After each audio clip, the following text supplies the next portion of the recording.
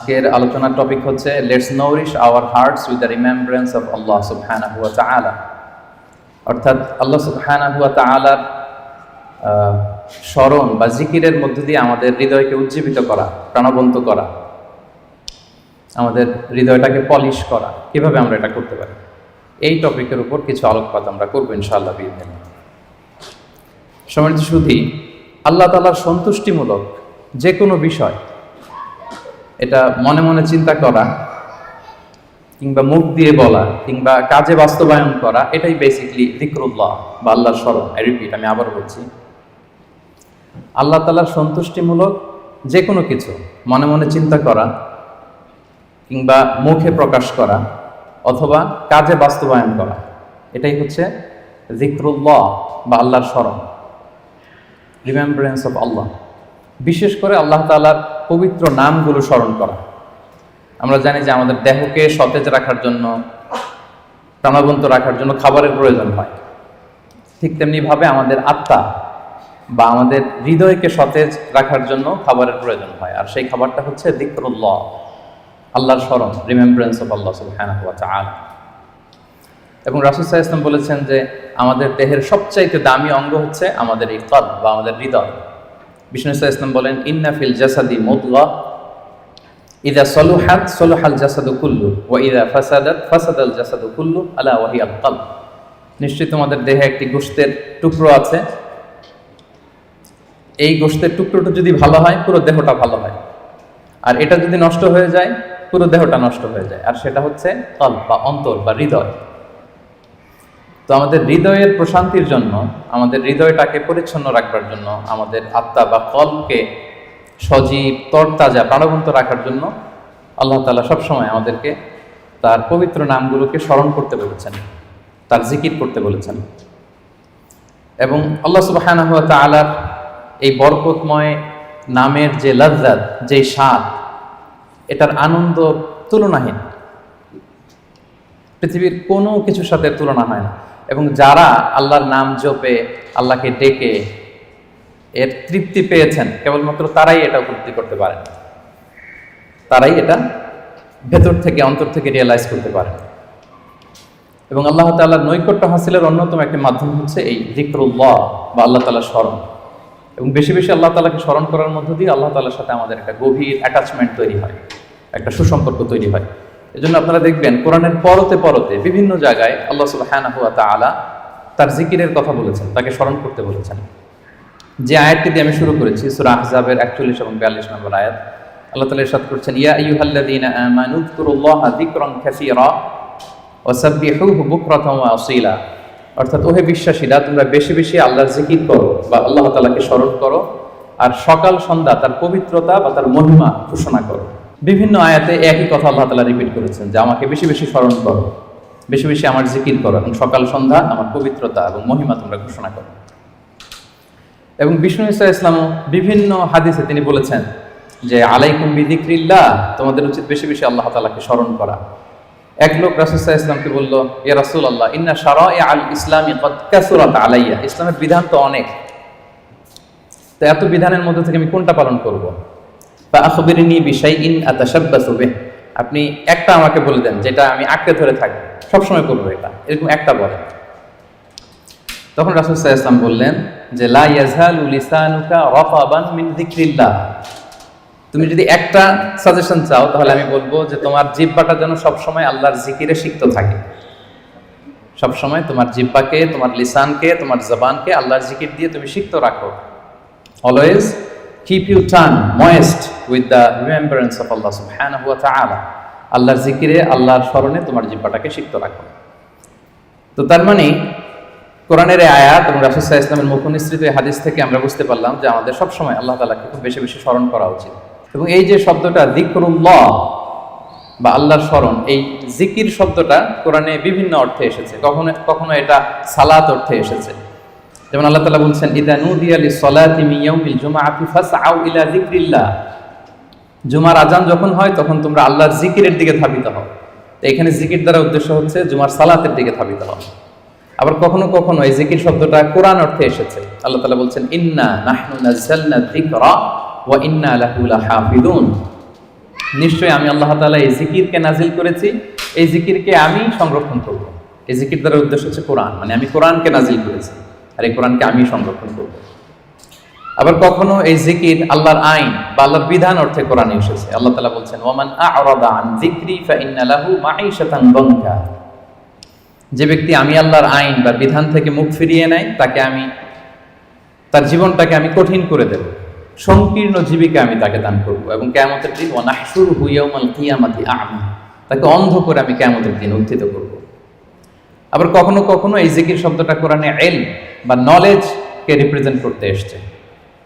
যেমন আল্লাহ তাআলা ইরশাদ করছেন, ফাসআলু আহলা যিকরি ইন কুনতুম লা তা'লামুন। তোমরা যদি কিছু না জানো তাহলে আহলে জিকিরকে জিজ্ঞেস করে জেনে নাও। তো এই আহলে জিকির দ্বারা উদ্দেশ্য কি? আহলুল ইলম, মানে যার কোরআন সুন্নাহর জ্ঞান আছে। আবার পাশাপাশি জিকির বলতে আল্লাহর স্মরণও বোঝায়, সিম্পলি আল্লাহ তাআলাকে স্মরণ করা, যেটা আমাদের আজকের টপিক, রিমেম্বারেন্স অফ আল্লাহ সুবহানাহু ওয়া তাআলা। যে আয়াতটা দিয়ে আমরা শুরু করেছিলাম যে ইয়া আইয়ুহাল্লাযীনা আমানু যকুরুল্লাহা যিকরান কাসীরা, ওহে বিশ্বাসীরা তোমরা আল্লাহ তাআলাকে বেশি বেশি স্মরণ করো। তাহলে সাধারণত স্মরণ করার অর্থ কোরআনে পাওয়া যায়। সম্মানিত সুধী, মূলত আমরা যে ইবাদতগুলো অফার করি, সকল ইবাদতের মূল উদ্দেশ্য হচ্ছে আল্লাহ তাআলার স্মরণ। আপনারা যদি একটু খেয়াল করে দেখেন, আমরা যত ইবাদত করি, যে সমস্ত ইবাদতগুলো ফার্জ করা হয়েছে, আসলে এর মূল উদ্দেশ্য কি? আল্লাহ তাআলাকে স্মরণ করা। আমরা যে সালাত করি, আসলে উদ্দেশ্য কি? আল্লাহর স্মরণ। আল্লাহ এটা বলেছেন, ওয়া আকিমিস সালাতা লিযিকরি ইন্নানি আনাল্লাহু লা ইলাহা ইল্লা আনা ফা'বুদনি ওয়া আকিমিস সালাতা লিযিকরি। মুসা আলাইহিস সালামকে আল্লাহ বললেন, আমি হচ্ছি আল্লাহ, আমি ছাড়া কোনো ইলাহ নেই, আর আমার স্মরণে সালাত কায়েম করো। তাহলে সালাতটা আমরা কায়েম করছি কার স্মরণে? বলুন সবাই, কার স্মরণে? আল্লাহর স্মরণে কায়েম করছি। আবার অনুরূপভাবে আমরা যে হজ আদায় করি, এই হজেরও মূল উদ্দেশ্য হচ্ছে আল্লাহ তাআলার স্মরণ। আল্লাহ তাআলা বলছেন, ফাইদা কাদাইতুম মানাসিকাকুম ফাযকুরুল্লাহা কাযিকরিকুম আবাআকুম আও আশাদ্দা যিকরা। তোমাদের হজের কার্যক্রম যখন শেষ হয়ে যায়, তখন আল্লাহ তাআলাকে ওইভাবে স্মরণ করো যেমনি জাহিলি যুগে তোমরা তোমাদের পূর্বপুরুষদের স্মরণ করতে, বা তার চেয়ে বেশি স্মরণ করো। তাহলে সালাতের উদ্দেশ্য আল্লাহকে স্মরণ, আমরা এই আয়াত থেকে পেলাম। হজের উদ্দেশ্য আল্লাহকে স্মরণ। সিয়ামের উদ্দেশ্যের দিকে যদি আমরা খেয়াল করি, সিয়ামের প্রাইম অবজেক্টিভ হচ্ছে লাআল্লাকুম তাত্তাকুন, যাতে করে তোমরা আল্লাহ সচেতন হতে পারো। অর্থাৎ এই অনুভূতি নিজের মধ্যে বিল্ড করতে পারো যে আমি যাই করি না কেন, কে দেখে? আল্লাহ সুবহানাহু ওয়া তাআলা দেখে। তার মানে আল্লাহ স্মরণ। তার মানে সালাত আদায় করি, উদ্দেশ্য আল্লাহ স্মরণ। হজ আদায় করি, এটার উদ্দেশ্য আল্লাহ স্মরণ। আমরা যে রমাদানে সিয়াম অফার করছি, এটার উদ্দেশ্য কিন্তু আল্লাহ স্মরণ। তাহলে সকল ইবাদতের মূল উদ্দেশ্য বেসিকলি আল্লাহ তাআলাকে স্মরণ করা। সম্মানিত উপস্থিতি, এই পর্যায়ে আমি এই যে আল্লাহকে স্মরণ করতে বারবার বলা হয়েছে কোরআনে, হাদিসে, এই স্মরণ করলে আমাদের লাভটা কি, কি বেনিফিট আছে? দ্য বেনিফিটস অফ যিকরুল্লাহ, আল্লাহ তাআলাকে বেশি বেশি স্মরণ করার কিছু বেনিফিটস আমি শেয়ার করতে চাই। আমি 10টি বেনিফিট শেয়ার করব খুব সংক্ষেপে। বেশি বেশি আল্লাহ তাআলাকে স্মরণ করা বা আল্লাহর জিকির করার যে বেনিফিটগুলো আছে, তার প্রথমটা হচ্ছে এর মধ্য দিয়ে আল্লাহ তাআলার সাথে আমাদের একটা স্পেশাল অ্যাটাচমেন্ট গড়ে ওঠে, একটা সুগভীর সম্পর্ক গড়ে ওঠে। এবং আপনি যে আপনার যে কোনো পরিস্থিতিতে আল্লাহর উপর তাওয়াক্কুল করেন, এটা প্রমাণিত হয়। You put you trust on Allah, you rely upon Allah. আপনার যে কোনো সিচুয়েশনে আপনি আল্লাহকে স্মরণ করেন, তার মানে কি? আপনার তাওয়াক্কুল বা বিশ্বাস, আস্থার জায়গাটা কার উপরে? আল্লাহর উপরে। এটা প্রমাণিত হয়। এবং এর মধ্য দিয়ে আপনার একটা সাবমিসিভনেস প্রমাণ হয়, যে আপনি সবকিছু আল্লাহ তাআলার উপর সুপর্দ করে দেন। এবং এর ভেতর দিয়ে আল্লাহর সাথে একটা গভীর অ্যাটাচমেন্ট, একটা সম্পর্ক আমাদের গড়ে ওঠে। এটা হচ্ছে 1 নম্বর বেনিফিট, যিকরুল্লাহ। 2 নম্বর বেনিফিট হচ্ছে যারা বেশি বেশি আল্লাহকে স্মরণ করে, আল্লাহর জিকির করে, তাদের প্রতি আল্লাহ তাআলা আল্লাহর নেয়ামত আরো বাড়িয়ে দেন। আল্লাহর ব্লেসিংস, মার্সি, বাউন্টিজ, এগুলো আল্লাহ তাআলা আরো বাড়িয়ে দেন। কারণ বারবার আল্লাহকে স্মরণ করা মানে কি? এটা কাইন্ড অফ মানে আপনার গ্র্যাটিটিউড, আপনি আল্লাহর প্রতি কৃতজ্ঞতা প্রকাশ করছেন যে আল্লাহ তাআলা আপনাকে নেয়ামতে ধন্য করেছেন। বারবার আপনি তাকে স্মরণ রাখেন। বাংলা একটা কথা বলে, যার নুন খাও তার গুণ গাও। তো আল্লাহর নেয়ামতে আমরা বেঁচে আছি, তো সে আল্লাহকে বারবার স্মরণ করি, তার মানে এটা আল্লাহ তাআলার প্রতি একটা আমাদের কৃতজ্ঞতা বোধ, শুকরিয়া বোধ, তাই না? এবং আল্লাহ বলেছেন, লা ইন শাকারতুম লা আযীদান্নাকুম, যদি বেশি বেশি কৃতজ্ঞ হও, শুকরগুজার হও, শুকরিয়া আদায় করো, আমি নেয়ামত আরো বাড়িয়ে দেব। তাহলে 2 নাম্বার যেটা আমরা পেলাম, আল্লাহ তাআলার নেয়ামতের বাড়িধারা এটা আমাদের উপর আরো বাড়তে থাকবে, কন্টিনিউ হতে থাকবে। 3 নাম্বার হচ্ছে, it protects you from the temptation of শয়তান এন্ড ইভিল আইস। শয়তানের টেম্পটেশন থেকে এই জিকরুল্লাহ আপনাকে রক্ষা করবে। আমরা হাদিসে পড়েছি যে শয়তান ইয়াজরি মাজরাদ দাম, শয়তানকে আল্লাহ এত পাওয়ার দিয়েছেন, রক্ত চলাচলের ওখানে শয়তান ঢুকেও আপনাকে প্রভোগ করতে পারে টেম্পটেশনটা। সহিহ বুখারীতে এসেছে, একটা তা'লিক হাদিস, বিষ্ণুই বলেন আশ-শাইতানু জাসিমুন আলা কলবি ইবনে আদম, শয়তান বনি আদমের কলবে, অন্তরে খামচি মেরে বসে থাকে। ফাইদা যাকারাল্লাহ খানাসা, যখন বনি আদম আল্লাহর জিকির করে, আল্লাহকে স্মরণ করে, খানাসা, শয়তান দৌড়ে পালায়। ওয়া ইদা গাফালা ওয়াসওয়াসা, আর যখনই আবার সে অন্যমনস্ক হয়, গাফিল হয়, শয়তান আবার এসে তাকে ধোঁকা দিতে থাকে। তাহলে সবসময় যদি আল্লাহর স্মরণের মধ্যে আমরা থাকি, শয়তানের টেম্পটেশন থেকে আমরা মুক্ত থাকবো। এবং এটা কেমন যেন it works like a fortress.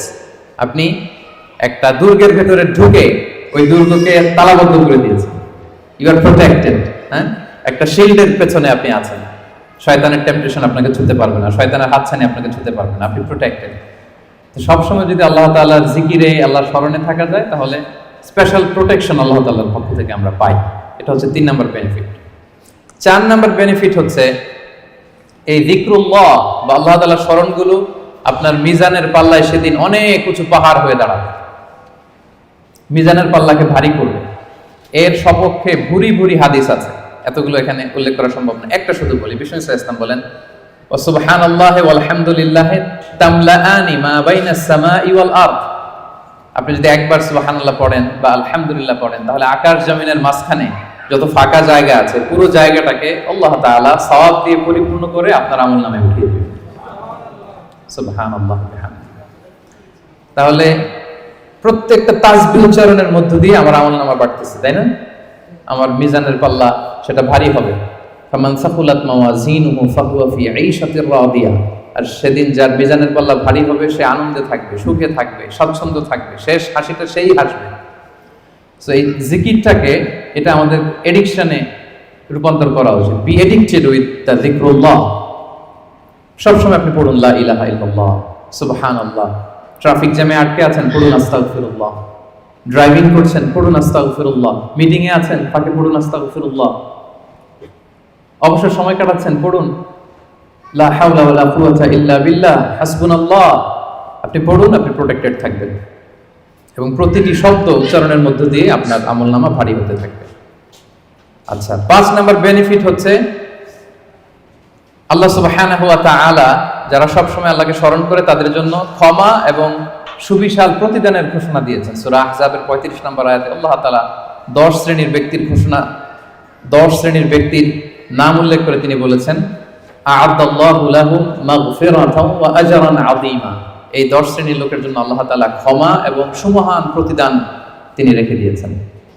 এই 10 শ্রেণীর ব্যক্তির মধ্যে এক শ্রেণী হচ্ছে আয-যাকিরুনাল্লাহা কাসীরাও ওয়ায-যাকিরাত, যারা সব সময় সর্ব অবস্থায় আল্লাহ তাআলাকে স্মরণ করে, তাদের জন্য আল্লাহ তাআলা ক্ষমা প্রস্তুত করে রেখেছেন। এবার বলেন তো, আমাদের ক্ষমার দরকার আছে কিনা? হ্যাঁ, আছে।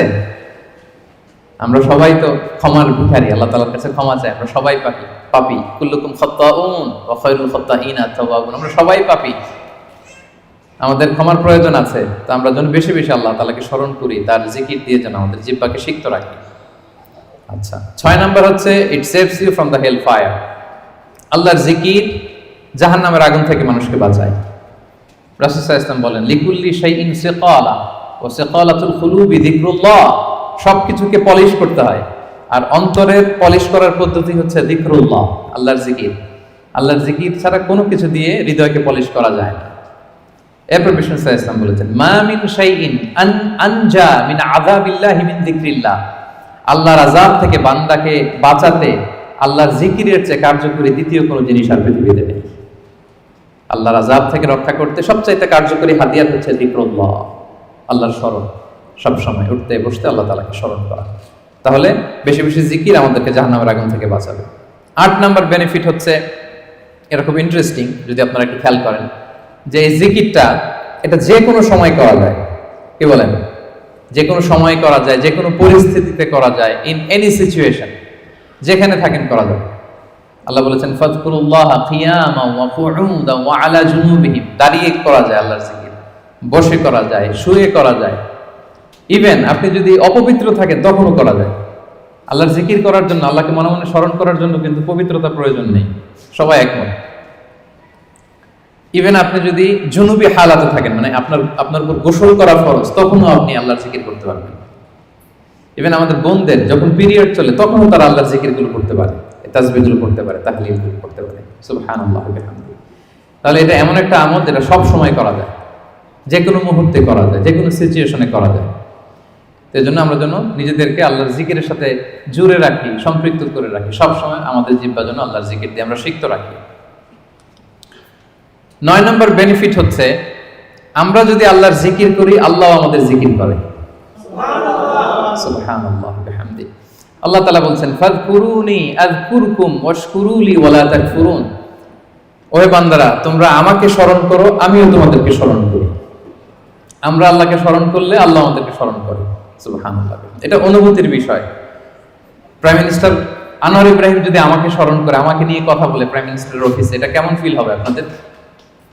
জো বাইডেন আমাকে নিয়ে আলাপ করে হোয়াইট হাউস, এটা কেমন ফিল হবে আপনাদের? আরশের মালিক আল্লাহ সুবহানাহু ওয়া তাআলা আপনাকে স্মরণ করে, আপনার নাম উল্লেখ করে, এটা কেমন লাগে আপনার কাছে? আল্লাহু আকবার। হাদিসে কুদসিতে আল্লাহ তাআলা বলেন, ফাইন যাকারানি ফি নাফসি নাফসিহি যাকারতুহু ফি নাফসি। আমার কোন বান্দা যদি একাকী আমাকে স্মরণ করে, আমিও আমার বান্দাকে একাকী স্মরণ করি। আমার কোন বান্দা মনে মনে আমাকে স্মরণ করলে, আমি তাকে মনে মনে স্মরণ করি। ওয়া ইন যাকারানি ফি মালাইন যাকারতুহু ফি মালাইন খায়রিম মিনহু। আর সামষ্টিকভাবে কোন বিশাল প্রোগ্রামে, গেট টুগেদারে যদি সবাই মিলে আমি আল্লাহকে স্মরণ করে, তাহলে আমি এর চেয়েও বড় গেট টুগেদার সাজিয়ে ফেরেশতাদেরকে নিয়ে সেখানে আমি আমার বান্দাকে স্মরণ করি। ওয়া ইন তাকাররাবা ইলাইয়া বিশিবরিন তাকাররাবতু ইলাইহি যিরাআন। আমার কোন বান্দা যদি আমার দিকে এক বিঘত অ্যাডভান্স হতে চায়, অগ্রসর হতে চায়, আমি আমার বান্দার দিকে এক হাত অগ্রসর হই। ওয়া ইন তাকাররাবা ইলাইয়া যিরাআন তাকাররাবতু ইলাইহি বাআন। আমার কোন বান্দা যদি আমার দিকে এক হাত আসতে চায়, আমি আমার বান্দার দিকে দুই হাত এগিয়ে যাই। ওয়া ইন আতানি ইয়ামশি আতাইতুহু হারওয়ালা। আমার কোন বান্দা যদি আমার দিকে হেঁটে হেঁটে আসতে চায়, আমি আমার বান্দার সাক্ষাতে উৎগ্রীব হয়ে তার দিকে দৌড়ে দৌড়ে যাই। ফাযকুরুনি আযকুরুকুম ওয়াশকুরুলি ওয়ালা তাকফুরুন। আমাকে স্মরণ করো তো আমিও তোমাদের স্মরণ করব। আল্লাহু আকবার। তাহলে জিকিরের 9 নম্বর বেনিফিট হচ্ছে, আমরা আল্লাহকে স্মরণ করলে আল্লাহ কি করে? আমাদেরকে স্মরণ করে। জিকিরের 10 নম্বর বেনিফিট হচ্ছে, জিকির হৃদয়কে প্রশান্ত করে। আলা বিযিকরিল্লাহি তাতমাইন্নুল কুলুব। আল্লাহর জিকির দিয়ে, আল্লাহর স্মরণ দিয়ে আমাদের হৃদয় প্রশান্ত হয়। সম্মানিত ভাই এবং বোনেরা, পৃথিবীর কোনো কিছু দিয়ে আপনার হৃদয়কে আপনি পরিতৃপ্ত করতে পারবেন না। কোনো কিছু না, তৃপ্ত হবে না আপনার হৃদয়। আপনি যদি খুব পেট ভরে ভালো কিছু খান 5 স্টার বুফেতে, আপনার পেট ভরবে কিন্তু হৃদয় তৃপ্ত হবে না। আপনি যদি অনেক টাকার মালিক হন, আপনার একটা স্যাটিসফ্যাকশন আসবে, কিন্তু আপনার হৃদয় তৃপ্ত হবে না। আপনার যদি অনেক নেম হয়, ফেম হয়, পাওয়ার আসে আপনার হাতে, আপনার একটা স্যাটিসফ্যাকশন আসবে, আপনার হৃদয় তৃপ্ত হবে না। বিবাহিতরা, তারা যদি ফিজিক্যাল ইন্টিমেসিতে যায় হালাল পন্থায়, তার ডিজায়ার ফুলফিল হয়, কিন্তু তার কল্প তৃপ্ত হয় না, হৃদয় তৃপ্ত হয় না। হৃদয় তৃপ্ত হয় কেবলমাত্র, শুধুমাত্র, একমাত্র একটি নামের স্মরণে। নামটা কি? আল্লাহ। আলা বিযিকরিল্লাহি তাতমাইন্নুল কুলুব। জেনে রেখো, শুধুমাত্র কেবলমাত্র আল্লাহর নামের স্মরণেই আমাদের হৃদয় প্রশান্ত হয়। আল্লাহর জিকিরেই আপনি মনোদৈহিক প্রশান্তি লাভ করবেন। বিষ্ণু সাল্লাল্লাহু আলাইহি ওয়াসাল্লাম বলেছেন, মাসালুল্লাযী ইয়াযকুরু রাব্বাহু ওয়াল্লাযী লা ইয়াযকুরু মাসালুল হাইয়্যি ওয়াল মাইয়্যিত। যে ব্যক্তি আল্লাহকে স্মরণ করে আর করে না, তাদের পার্থক্য হচ্ছে জীবিত আর মৃতের মতো। যে আল্লাহকে স্মরণ করে তার হৃদয়টা জীবিত, আর যে ব্যক্তি আল্লাহকে স্মরণ করে না, অ্যাপারেন্টলি তাকে জীবিত মনে হলেও আল্লাহ বলে তার হৃদয়টা মৃত। ইবনু তাইমিয়া আলাইহি রাহমা, উনি বলতেন, পানি ছাড়া যেমনি মাছ বাঁচতে পারে না, পানি থেকে মাছ উঠিয়ে ফেললে মাছের যেরকম অবস্থা, কোন বান্দা যখন গাফেল হয়ে আল্লাহর জিকির থেকে দূরে সরে যায়, তার হৃদয়ের ঠিক ওই অবস্থা হয়ে যায়। এটা মৃত অন্তরে রূপান্তরিত হয়। সম্মানিত ভাই বোনেরা, তাহলে আল্লাহর স্মরণের সর্বশেষ 10 নম্বর বেনিফিট আমরা যেটা পেলাম, সেটা হচ্ছে আলা বিযিকরিল্লাহি তাতমাইন্নুল কুলুব। আল্লাহর জিকিরে আমাদের হৃদয় প্রশান্ত হয়। তাহলে 10টা বেনিফিট আমরা তো বুঝতে পারলাম নাকি? এখন কি মনের মধ্যে আগ্রহ জাগতেছে বেশি বেশি আল্লাহর তাসবিহ, তাহলিল, জিকিরগুলো করার অবসর টাইমে? হ্যাঁ, ইনশাআল্লাহ বলেন সবাই। ইনশাআল্লাহ, আল্লাহ আমাদের তৌফিক দান করুক। এবার আমরা একটু করে জেনে নেই, এই যে জিকির করব, এটার পদ্ধতি কি? জিকিরের পদ্ধতি নিয়ে আবার অনেক কথাবার্তা আছে। কোন পদ্ধতিতে এই জিকিরটা আমরা করব? শুরুতেই তো আমরা এতটুকু বলেছি যে আল্লাযীনা ইয়াযকুরুনাল্লাহা কিয়ামান ওয়া কুউদান ওয়া আলা জুনুবিহিম, যে দাঁড়িয়েও জিকির করা যায়, বসেও করা যায়, শুয়েও করা যায়। আল্লাহ তাআলা একটা আয়াতে বলেছেন ফাযকুরুল্লাহা কামা আল্লামাকুম মা লাম তাকুনু তা'লামুন, তোমরা আল্লাহকে ওইভাবে স্মরণ করো, আল্লাহর জিকির করো যেভাবে আল্লাহ তোমাদের শিখিয়েছেন। তাহলে জিকির কিভাবে করতে হবে এটাও কিন্তু আল্লাহ তাআলা আমাদেরকে শিখিয়েছেন, ইনস্ট্রাক্ট করেছেন, গাইড করেছেন। আমি শোনাবো আপনাদের।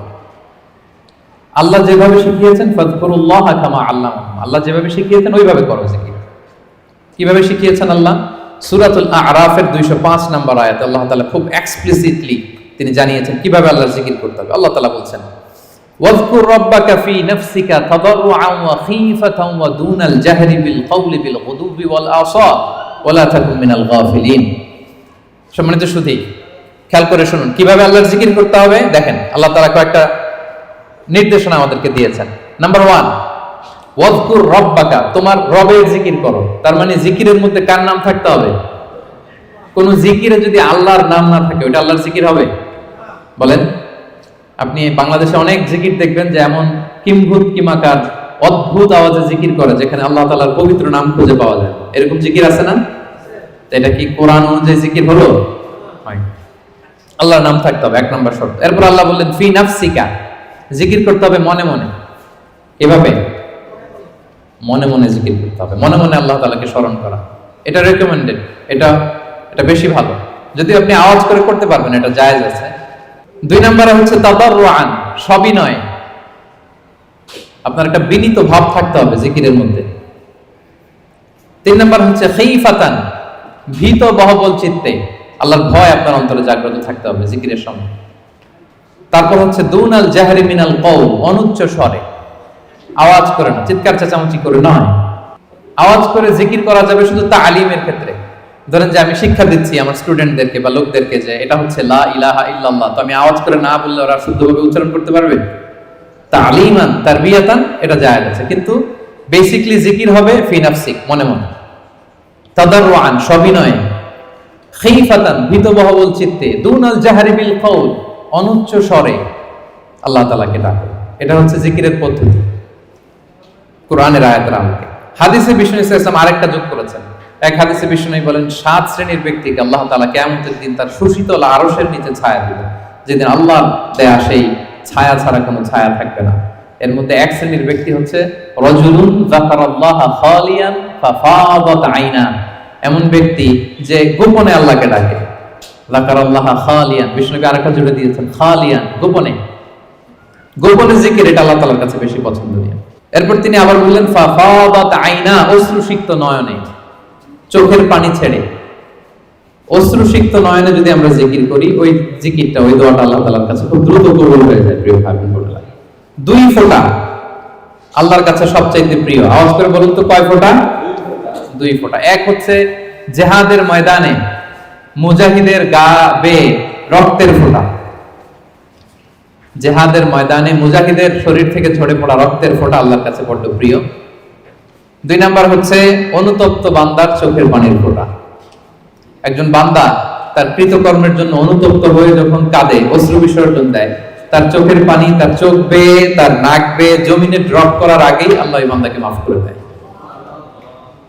তাহলে মুজাহিদের রক্তের ফোঁটা আর অনুতপ্ত বান্দার চোখের পানির ফোঁটা আমার কাছে খুব প্রিয়। বিশ্বনবী তাই বললেন, রাজুলুন যাকারাল্লাহা খালিয়ান ফাফাদাত আইনা, এমন ব্যক্তি যে গোপনে আল্লাহকে স্মরণ করে আর অশ্রুসিক্ত নয়নে। তাহলে জিকির কিভাবে করব? মোটামুটি একটা পিকচারাইজেশন হয়েছে না? হ্যাঁ, ওয়াযকুর রাব্বাকা ফি নাফসিকা, মনে মনে জিকির করুন। তাদাররুআন, সবিনয়ে। খীফাতান, ভীত বহবল চিত্তে। দুনাল জাহরি বিল কওল, অনুচ্চ স্বরে। আর হাদিসে এসেছে খালিয়ান, গোপনে। ফাফাদাত আইনা, অশ্রুসিক্ত নয়ন। এভাবে যদি আমরা আল্লাহ তাআলাকে স্মরণ করি, এভাবে যদি আমরা কায়মনোবাক্যে আল্লাহকে ডাকি, এভাবে যদি আল্লাহ তাআলার কাছে চাই, আল্লাহ তাআলা এই দৃশ্যটা দেখতে করতে পছন্দ করেন। তাহলে জিকিরের পদ্ধতি সবার কাছে ক্লিয়ার?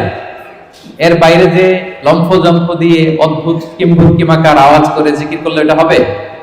ওইটা কোরআন সুন্নাহর সাথে সাংঘর্ষিক হবে। এভাবে জিকির করা যাবে না। সুস্পষ্ট আল্লাহ তাআলার পবিত্র বরকতময় নাম বোঝা যেতে হবে এবং গোপনে অনুচ্চ স্বরে নীরবে আল্লাহ তাআলার নামকে জপতে হবে।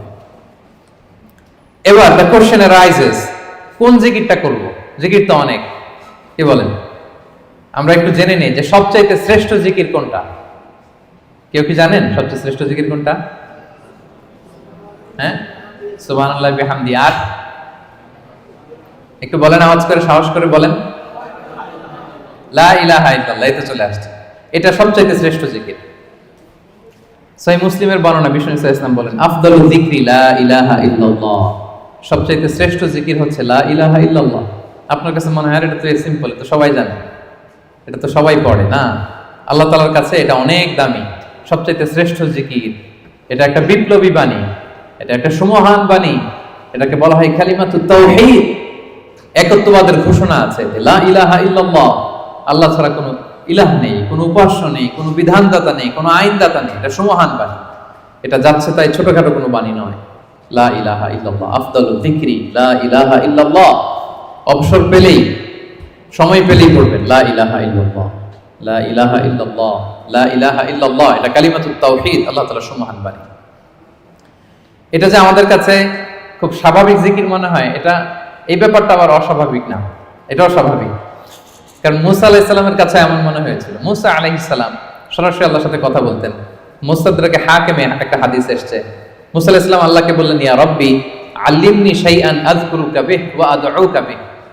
মুসা আলাইহিস সালাম আল্লাহকে বললেন, আল্লাহ আপনি আমাকে এমন একটা জিকির শিক্ষা দেন যে জিকিরটা দিয়ে আমি আপনাকে ডাকবো, আপনার কাছে চাইবো, এবং এটা আর কেউ জানবে না, আপনি আর আমি। তো আল্লাহ বললেন, ইয়া মুসা কুল লা ইলাহা ইল্লাল্লাহ। হে মুসা তুমি পড়ো লা ইলাহা ইল্লাল্লাহ। মুসা আলাইহিস সালাম বললেন, ইয়া রাব্বি কুল্লু ইবাদিকা ইয়াকুলু হাদা। হে আল্লাহ আপনার সব বান্দাই তো এটাই পড়ে, লা ইলাহা ইল্লাল্লাহ তো সবাই জপে, সবাই পড়ে। আমি তো স্পেশাল কিছু চেয়েছিলাম, ইন্নামা উরিদু শাইআন তাখুসুনি বি। আমি এমন কিছু চেয়েছি যেটা স্পেশাল, এটা এই নামে আমি ডাকবো আর আপনি জানবেন, আর কেউ জানবে না। স্পেশাল একটা জিকির আমাকে শিক্ষা দেন। তখন আল্লাহ তাআলা বললেন, ইয়া মুসা লাউ তাদাউ লা ইলাহা ইল্লাল্লাহ ফি কাফা। মুসা তুমি যদি লা ইলাহা ইল্লাল্লাহকে মিজানের এক পাল্লায় রাখো, ওয়া তাদাউস সামাওয়াতুস সাবউ ওয়াল আরাদিন ফি কাফা, আর সাত আকাশ আর সাত জমিন যদি আরেক পাল্লায় রাখো, লা রাজাহাত কাফাতু লা ইলাহা ইল্লাল্লাহ। মুসা মুহূর্তেই লা ইলাহার পাল্লাটা ভারী হয়ে যাবে। সুবহানাল্লাহ। এটা যেন তেন কোনো কালিমা নয়, এটা বিপ্লবী বাণী, এটা সুমহান বাণী। এখানে ওয়াননেস অফ গড, আমি যে এক, একক, অদ্বিতীয়, অতুলনীয়, ইউনিক, এটার ঘোষণা দেওয়া হয় লা ইলাহা ইল্লাল্লাহ। আল্লাহ ছাড়া কোনো ইলাহ নেই, আল্লাহ ছাড়া কোনো উপাস্য নেই। এটা সাধারণ কোনো বাণী নয়। তাহলে মুসা আলাইহিস সালামের মনেও প্রশ্ন জেগেছিল এটা, যে আল্লাহ স্পেশাল দোয়া শিখান। আল্লাহ বললেন লা ইলাহা ইল্লাল্লাহ, উনি বললেন সবাই তো এটা পড়ে। তখন আল্লাহ বললেন এটা এত দামি, মিজানের এক পাল্লায় লা ইলাহা রাখলে আরেক পাল্লায় সাত আকাশ সাত জমিন রাখলে লা ইলাহার পাল্লা ভারী হয়ে যাবে। তাহলে আমরা লা ইলাহা ইল্লাল্লাহ এটার জিকির বেশি বেশি করব, কি বলেন? আসুন আমরা কয়েকবার পড়ি লা ইলাহা ইল্লাল্লাহ, লা ইলাহা ইল্লাল্লাহ, লা ইলাহা ইল্লাল্লাহ। আরেকটা হাদিসে এসেছে, রাসূল সাল্লাল্লাহু আলাইহি ওয়াসাল্লাম বলেন, আহাব্বুল কালামি ইলাল্লাহি আরবা। আল্লাহর কাছে সবচেয়ে প্রিয় কথা চারটি। বলুন তো কয়টি? চারটি। আল্লাহর কাছে সবচেয়ে প্রিয় কথা চারটি। এক হচ্ছে সুবহানাল্লাহ, দুই হচ্ছে আলহামদুলিল্লাহ, তিন হচ্ছে লা ইলাহা ইল্লাল্লাহ, চার হচ্ছে আল্লাহু আকবার। সুবহানাল্লাহ, আলহামদুলিল্লাহ, লা ইলাহা ইল্লাল্লাহ, আল্লাহু আকবার। এই চারটা কথা আল্লাহর কাছে সবচাইতে প্রিয়। কোনো সিকোয়েন্স রাখা লাগবে না, যেভাবে মন চায়। রাসূল সাল্লাল্লাহু আলাইহি ওয়াসাল্লাম বলেন, লা ইয়াদুরুকা বিআইয়িহিন্না বাদাতা। যেটা দিয়ে তুমি আগে শুরু করবে অসুবিধা নেই। আগে পড়তে পারেন লা ইলাহা ইল্লাল্লাহ, আগে পড়ুন সুবহানাল্লাহ, আগে পড়ুন আল্লাহু আকবার, আগে পড়ুন আলহামদুলিল্লাহ, কোনো সমস্যা নেই। তাহলে আল্লাহর কাছে সবচাইতে প্রিয় কথা কয়টি? চারটি। এটা আমরা জেনে গেলাম, সুবহানাল্লাহ, আলহামদুলিল্লাহ, লা ইলাহা ইল্লাল্লাহ, আল্লাহু আকবার। আচ্ছা, সহিহ বুখারীর সর্বশেষ হাদিসটা শোনাই। বিষ্ণু সাল্লাল্লাহু আলাইহি ওয়াসাল্লাম বলেন, কালিমাতান হাবিবাতান ইলার রহমান। দুটি বাক্য আছে দয়াময় আল্লাহর কাছে খুব প্রিয়, এই বাক্য দুটো, কিন্তু খাফিফাতান আলাল লিসান, জিহ্বায় উচ্চারণে এটা বেশ হালকা পাতলা। সাকিলাতান ফিল মিজান, কিন্তু মিজানের পাল্লায় উঠালে এটা অনেক ওজন হবে। এর এক হচ্ছে সুবহানাল্লাহি ওয়া বিহামদিহি, সুবহানাল্লাহিল আযীম, সুবহানাল্লাহি ওয়া বিহামদিহি, সুবহানাল্লাহিল আযীম। এটা পারেন না আপনারা? আজকের এই যে আলোচনা তো রেকর্ড হচ্ছে, আপনারা আমাদের সোশ্যাল মিডিয়া হ্যান্ডেলে সার্চ করলে পেয়ে যাবেন। আমি উচ্চারণ সহ বলে দিচ্ছি প্রত্যেকটা, আমরা যেন এগুলো মুখস্থ করে নিই। দুটি বাক্য আল্লাহর কাছে খুব প্রিয়, বড্ড প্রিয়। কিন্তু জিহ্বায় উচ্চারণ একেবারে very simple, very easy and smooth, কিন্তু মিজানের পাল্লা রেখে দিলে অনেক ভারী হয়ে যাবে। সুবহানাল্লাহি বিহামদিহি সুবহানাল্লাহিল আযীম। তারপরে আর কোন নামে জিকির করব? আল্লাহর 99টি নাম ধরে আল্লাহকে ডাকবো। আল্লাহর 99টা সুন্দর সুন্দর নাম আছে। কুল ইদউল্লাহ আও ইদউর রহমান আইয়াম্মা তাদউ ফালাহুল আসমাউল হুসনা। আল্লাহকে আল্লাহ বলে ডাকো কিংবা রহমান বলে ডাকো, তবে জেনে রাখো আল্লাহর অনেকগুলো সুন্দর সুন্দর নাম আছে। কয়টা নাম? সহিহ বুখারীতে এসেছে ইন্না লিল্লাহি 99 ইসমা মিআতান ইল্লা ওয়াহিদা। আল্লাহর 99টা নাম আছে। মান আহসাহা দাখালাল জান্নাহ। যে এই 99 নামকে মুখস্থ করবে, এটাকে হৃদয়ে ধারণ করবে, এর যে হক আছে আদায় করবে, আল্লাহ তাকে জান্নাত দান করবে। আল্লাহর 99টা নাম সুযোগ হলে মুখস্থ করবেন। আমাদের আইআইএম এর প্রতিদিনের মর্নিং অ্যাসেম্বলি শুরু হয় আল্লাহর 99টা নাম জপে। খেয়াল করেছেন আপনারা? হ্যাঁ, একটা নাশিদের সুরে পড়ে সকালবেলা, নাকি ঘুমিয়ে থাকেন ওই টাইমে আপনারা? সকালবেলা 8টার দিকে, মোস্ট লাইকলি 8টার দিকে যখন দোয়া করে আমাদের মর্নিং অ্যাসেম্বলি শুরু হয় ইউআইতে, সেই তো আমি 13 সাল থেকে শুনতেছি আল্লাহর 99টা নাম জপে তারপরে officially the starting of the day এখানে হয়। আলহামদুলিল্লাহ। তো আল্লাহর নামগুলো ধরে যেন আমরা আল্লাহকে ডাকি। ইয়া আল্লাহ, ইয়া রহমান, ইয়া রহিম, ইয়া হাইয়্যু, ইয়া কাইয়্যুম। এভাবে আল্লাহকে ডাকলে আল্লাহ তাআলা বড় খুশি হন। এবং হাদিসে এসেছে আর রহমান আর রহিম এবং হাইয়্যু আর আল কাইয়্যুম, এই নামগুলোকে ইসমে আজম বলা হয়েছে। এক সাহাবী এভাবে ইয়া হাইয়্যু, ইয়া কাইয়্যুম, ইয়া রহমান, রহিম বলে দোয়া করছে। এই দোয়া রাসূল সাল্লাল্লাহু আলাইহি ওয়াসাল্লাম শুনে বললেন, ওর দোয়া তো আছে, কবুল হয়ে যাবে, কারণ সে ইসমে আজম ধরে ধরে দোয়া করছে। সুবহানাল্লাহ ওয়া বিহামদিহি। ইসমে আজম হচ্ছে এমন আল্লাহর নাম, ইদা দুইয়া বিহি আজাবা, আল্লাহ এটা দিয়ে আল্লাহকে ডাকলে আল্লাহ ডাকে সাড়া দেয়। ওয়া ইদা সুইলা বিহি আ'তা, এই নামের বদৌলতে আল্লাহর কাছে কিছু চাইলে আল্লাহ দিয়ে দেয়। তাহলে এই নামগুলো ধরে আমরা আল্লাহ তাআলাকে ডাকতে পারি। কি বলেন? আল্লাহর 99টা নাম আমরা যেন মুখস্থ করি। সব শেষে বলবো আযকারুস সাবাহি ওয়াল মাসা। যেহেতু আমি যে আয়াত দিয়ে শুরু করেছিলাম, সেই আয়াতের শেষে আল্লাহ বলেছেন ওয়াসাব্বিহুহু বুকরাতাও ওয়া আসীলা। তোমরা বেশি বেশি আল্লাহকে স্মরণ করো, আর সকাল সন্ধ্যা আল্লাহর মহিমা, আল্লাহর প্রশংসা, আল্লাহর গ্লোরি, এটাকে তোমরা বর্ণনা করো। আল্লাহর প্রশংসা, আল্লাহর মহিমা বর্ণনা করো সকাল সন্ধ্যা। সবসময় তো করবোই, বিশেষ করে সকাল সন্ধ্যা। এবং রাসূল সাল্লাল্লাহু আলাইহি ওয়াসাল্লাম ফজরের সালাতের পরে, মাগরিবের সালাতের পরে লম্বা তাসবিহ পড়তেন। ফজরের প্রত্যেক ফরজ সালাতের পরে বিষ্ণু সাল্লাল্লাহু আলাইহি ওয়াসাল্লাম তাসবিহ তো পড়তেনই, ফজর আর মাগরিব এই দুইটার পরে আরো দীর্ঘ সময় ধরে তিনি তাসবিহ পড়তেন। প্রত্যেক ফরজ নামাজের পরে রাসূল সাল্লাল্লাহু আলাইহি ওয়াসাল্লাম 3 বার ইস্তিগফার করতেন। সবচেয়ে সহজ, খুব সহজ একটা জিকির, আস্তাগফিরুল্লাহ আস্তাগফিরুল্লাহ আস্তাগফিরুল্লাহ। আপনারা পড়েন তো নাকি? পড়েন। হ্যাঁ, এগুলো হচ্ছে টেক অ্যাওয়ে মেসেজ, এগুলো নিয়ে যেতে হবে সাথে করে। এই যে আইএম বাংলাদেশ কমিউনিটির সুন্দর প্রোগ্রামের আয়োজন করলাম, আমরা আসলাম, আমরা যেন প্রতিটা টেক অ্যাওয়ে মেসেজ সাথে করে নিয়ে যাই।